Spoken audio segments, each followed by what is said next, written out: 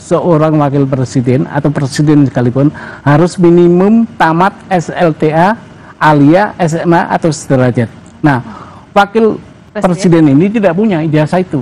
Tanya, yang dipersoalkan oleh rakyat tentang DPR apa sih sebetulnya? Ijazah? Bukan. Soal kelakuan. Orang rakyat tentang DPR nggak ngurusin ijazah. Ya, oke. Pertama apa?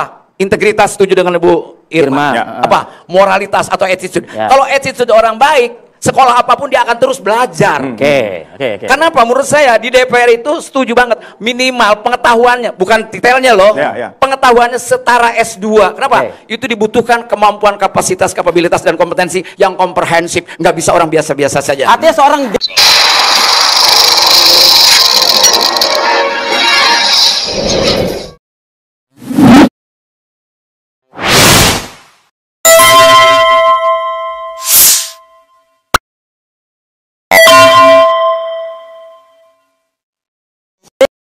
Assalamualaikum warahmatullahi wabarakatuh. Kenapa ijazah Gibran dan anggota DPR akhirnya dipertanyakan publik setelah selesai demo ini? Mungkin jawaban kita karena melihat kapasitas, akuntabilitas, entah apapun cerita, integritas, baik mungkin Gibran dianggap orang ini tidak cocok menjadi wakil presiden karena nyatanya banyak keinginan dari elit-elit di Republik ini untuk memaksulkan Gibran. Begitu juga demo di DPR ini kemarin itu orang melihat kapasitas dari anggota DPR. Bisa jadi penyebabnya mereka adalah orang-orang yang tidak berijazah atau berijazah palsu. Makanya akhirnya sekarang tambah gencar masalah ijazah ini. Di samping itu kan masih bergulir masalah ijazahnya Pak Jokowi. Kalau masalah ijazah Gibran yang dipersoalkan sekarang itu mirip gugatan pertama TPUA di Bareskrim. Bisa ujungnya hampir seperti itu. Tapi Gibran ini tamat di luar negeri setara SMA. Karena untuk menjadi wapres itu cukup ijazah SMA saja sudah cukup. Tapi Gibran ini malahan 2 ijazahnya setara SMA. Ini memang cukup aneh juga mungkin ini nanti. Tapi di luar negeri, apa bisa sekolah SMA itu 2 sekaligus kita di luar negeri? Itu membingungkan karena keanehan-keanehan ini. Inilah Subhan ini menggugat ke pengadilan. Apakah ada intinya di belakang itu ijazah palsu dan segala macamnya? Kita lihat nanti. Di Orchard Park Secondary School Singapura dan UTS Inshore Sydney, Australia. Dalam pandangan Subhan, UU Pemilu mensyaratkan calon presiden dan wakil presiden wajib tamat SLTA atau sederajat yang diselenggarakan berdasarkan hukum Republik Indonesia. Tentu saja setelah gugatan ini muncul pro dan kontra. Seperti ijazahnya Pak Jokowi kemarin itu ada yang pro dan yang kontra. Dari pihak mana kawan-kawan sudah tahulah hal itu kan. Kita tinggalkan masalah ijazahnya Gibran yang dipersoalkan sekarang, termasuk ijazah palsunya Pak Jokowi yang masih dipermasalahkan Roy Suryo dan Rismon Sianipar. Berangkat kita dari pernyataan Miing, bekas anggota DPR, yang menyatakan yang dipersoalkan kemarin itu kan adalah masalah etika dari anggota DPR, masalah pengetahuan dari anggota DPR, masalah integritas dari anggota DPR. Tapi dia mengatakan itu tidak penting pendidikan, kan nampak tidak penting ijazah. Bukan ijazah yang dipersoalkan oleh masyarakat. Iya, bukan ijazah. Tapi ingat, kita harus tahu juga pengetahuan itu dari mana datangnya. Etika itu yang baik itu dari mana datang? Dari orang-orang yang terdidik, dari orang-orang terpelajar. Memang satu-satu ada memang anomali. Ada orang-orang tertentu walaupun dia tidak sekolah tinggi tapi etikanya bagus, pengetahuannya bagus karena dia terus belajar. Tapi itu jarang. Artinya kita kalau tidak mementingkan pendidikan, kita mengkerdilkan pendidikan itu sendiri, sekolah itu sendiri. Kalau elit-elit politik menganggap itu tidak penting, tidak usah aja ada sekolah lagi kan? Tidak perlu orang tua tunggang langgang untuk mencarikan biaya kuliah, biaya sekolah anak-anaknya. Toh nanti tidak dihargai oleh para latiung-latiung yang di atas ini. Kenapa tidak dihargai? Bisa jadi mereka sudah menguasai seluruh lini-lini elit-elit politik yang menentukan keputusan di negeri ini. Inilah yang membuat kacau. Inilah yang membuat demo anarkis kemarin. Siapa yang mendemo kemarin itu? Kan mahasiswa, orang-orang yang terdidik. Tapi karena mereka sudah merasa zaman, penolakan akan terus terjadi. SMA zaman dulu itu kualitasnya sama dengan S1 sekarang. Untuk menjadi wakil rakyat, yang paling penting itu kapasitas, kapabilitas, dan akuntabilitas. Apa arti akuntabilitas? Moral. Leadership ya, moral itu yang paling penting, moral. Mau S3 kalau nggak punya moral untuk apa? Kan larinya ke KPK, larinya ke Kejaksaan Agung. Banyak yang orang S3 itu masuknya ke sana. Coba lihat itu yang kemarin di Pertamina. Coba S berapa tuh? Kalau cuman bisa bawa kursi doang, karena money doang, ya duit doang, bisa punya duit banyak, tapi nggak punya otak, untuk apa? Nggak ada gunanya juga di sana, jadi follower. Betul. Iya, datang, duduk, diam, go. Kan itu yang terjadi. Jadi Uni setuju dong harus S2 dong, supaya nggak datang duduk diam. Setuju dong? Kenapa? Ya, jadi Uni setuju dong ketika harus ada syarat S2 dan TOEFL 500 tadi, supaya apa? Supaya tidak jadi followers dan datang duduk diam tadi. S2 nggak menjamin. Ya, TOEFL 500 nggak menjamin. Kalau disimak, Ibu Irma setelah mengakui bahwa diperlukan peningkatan kemampuan. Sekarang kan SMA. Beliau menawarkan adalah S1. Berarti setuju dong dengan peningkatan, kan begitu? Kan begitu, sederhana. Yang kedua, tinggal kita tingkatkan menjadi S2. Kan begitu. Apa persoalannya dari S1 menjadi S2 dibanding dari SMA menjadi S1? Logikanya gitu loh. Artinya, Bu Irma ini setuju kok peningkatan kualitas. Bu Irma setujunya tadi kalau yang saya dengar, mungkin karena saya duduk di sebelah Anda, mungkin di seberang. Jadi Anda agak sedikit kurang memahami tadi pernyataannya Bu Irma, Bang Emrus. Karena disebut S1. Mau dia SMA, mau dia S3, S3 masuk juga kok Kejaksaan Agung, KPK begitu. Tunggu dulu, akhirnya kalau boleh, kan begitu dikatakan, S1 lah minimal. Ya dikatakan itu. Artinya ada peningkatan kualitas dari sudut pendidikan dari SMA menjadi S1. Ada peningkatan. Kenapa kita tidak tingkatkan logikanya yang kita pakai?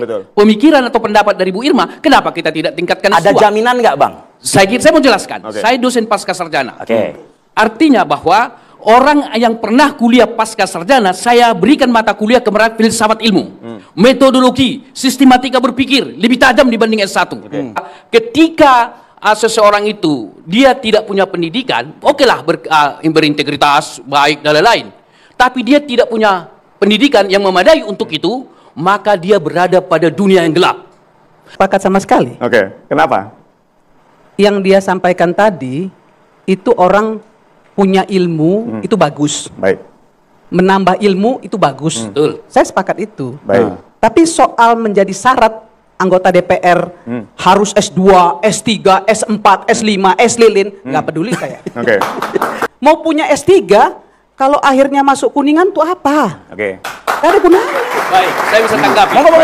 Persoalan persoalan masuk Kuningan tidak ada korelasi antara tingkat pendidikan dengan masuk atau tidak masuknya. Loh ya itu kan tadi kan kita bahas. Yang mau saya katakan adalah, dengar dulu, bahwa yang masuk ke sana itu ada juga pejabat yang bukan S1 kan? Ya, misal lulusan SMA jadi pejabat terus masuk juga betul, ada. Gitu, jadi ya makanya, jadi kalau Ibu katakan, kalau Ibu katakan bahwa Anda berkata, Anda bicara kontraproduktif. Saya kira itu terbantahkan. Anda ada yang terbantahkan. Siapa yang ngebantah? Ada korelasi kuat. Yang bantah itu Anda.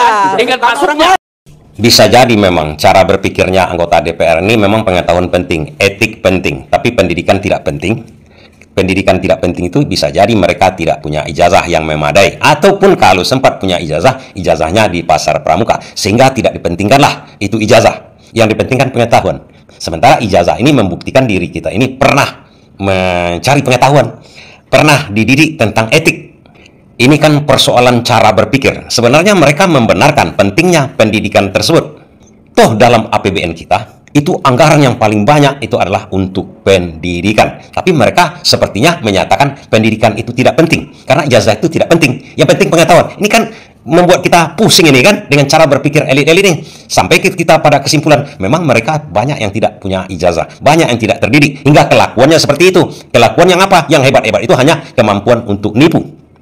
Tapi yang penting, apa sih pentingnya pendidikan? Atau apa sih pentingnya anggota DPR itu harus S1 atau S2? Minimal S1. Harus kita cari tahu juga dulu, supaya kita bisa masuk di akal kita. Karena kadang-kadang untuk mencari kerja aja, orang diperlukan S1. Untuk menjadi dosen harus S3.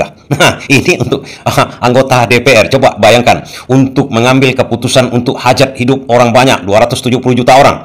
Cukup SMA, kan lucu. Malahan untuk jadi presiden yang mengepalai negara ini, cukup SMA. Ini lontong pecal kita namanya ini. Kita harus berubah cara berpikir kita. Harus orang yang terdidik. Terdidiknya dibuktikan dengan apa? Dengan ijazah, bukan dengan ijazah palsu. Nah, apa pentingnya? Bisa kita lihat. Kita dengar dari seorang ahli yang cukup masuk akal. Kenapa pendidikan itu penting? Kenapa ijazah itu penting? Kenapa harus masuk anggota DPR itu harus S1? Atau kalau perlu S2? Kalau jadi presiden itu kalau perlu harus S2? Terima kasih. Karena netizen kita geram sekali sama DPR. Karena ya fungsinya tidak berjalan dengan maksimal. Dan mempertontonkan yang seperti itu. Iya, plus komunikasinya sangat buruk, ya, arogan semacam itu. Nah, jadi berangkat akhirnya shortcut, kita pengen anggota dewan S2 dan TOEFL 500. Ya kenapa langsung jadi, ke situ, Mas Agung? ini untuk men-shortcut aja sebenarnya, nanti di partai, minimal orang untuk maju jadi anggota dewan, di screening, seleksinya, itu awal muasal dari pendidikan dulu. Karena kita nggak mau memecah ataupun mempertentangkan, kalau misal kamu pendidikannya S2, S3, kamu bakal ke KPK kok. Enggak, kita nggak mau kayak gitu. Kita pengen anggota dewan yang paripurna kualitas dirinya. Seorang yang cerdas, yang berintegritas, yang berkualitas, seperti Mbak Irma tadi. Ya, Bang Miing STM loh, bukan SMA bahkan. Iya pasti, tapi kan kita pengen naik kelas sebagai bangsa. Gini, saya kasih. Kenapa? Karena dengan dia lulusan S2, S3 otomatis academic thinkingnya jalan, kritismenya juga, sistematika berpikirnya tajam semacam itu. Dan saya membayangkan di masa depan seperti itulah anggota dewan ideal yang diinginkan mahasiswa-mahasiswa yang berkualitas ini. Ini kan bonus demografi sekarang. Masa masyarakatnya sudah luar biasa begini, anggota dewannya begitu. Ya, Mas Agung, kapasitas, kapabilitas, kaitannya dengan tadi sekolah atau tidak sekolah orang. Nah itu dia toolsnya. Tetapi bukan, secara formal memang iya, tetapi tidak selalu jadi ukuran satu-satunya. Kalau orang itu rajin baca, belajar ngikuti terus, dan punya passion, dia juga berhasil di DPR. Di Gen Z sama milenial, itu pengen yang ideal.